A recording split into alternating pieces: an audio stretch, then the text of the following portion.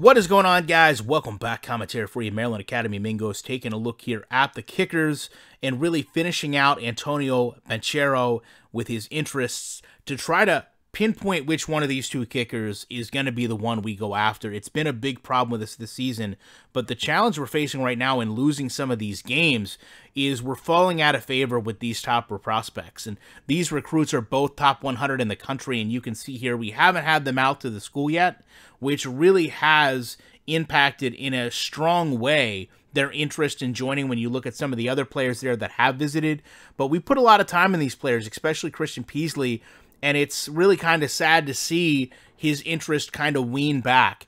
And we're doing everything we can without having him hang up on us to try to close this player into knowing that Maryland Academy is going to be the best offer. But even going down to Matt Messman, who has more of an interest than those other players, it's that razor's edge of here's players that haven't come out to the school, that have other schools interested.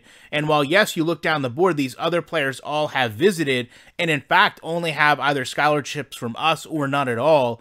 You know, it's really kind of walking that thin line. In this case, we're going to go ahead and offer some other scholarships today. But at the same time, I want to make sure that prospect meter for the players that we do is as all the way green as it can get.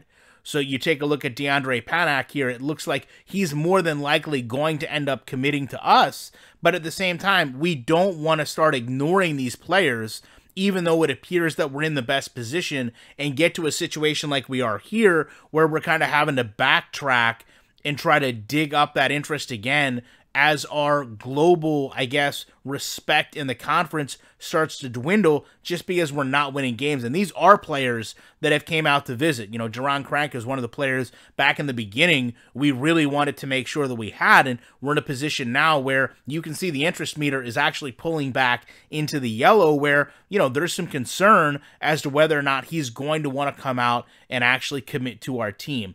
So I think that's part of the dynamic here. You know, we have a situation where we need to bring specific positions in. We have to get a kicker, but we also don't have the luxury of just selling out and making sure that every single one of these players gets all that attention, even if it looks like they're going to be a strong eligibility to commit to us.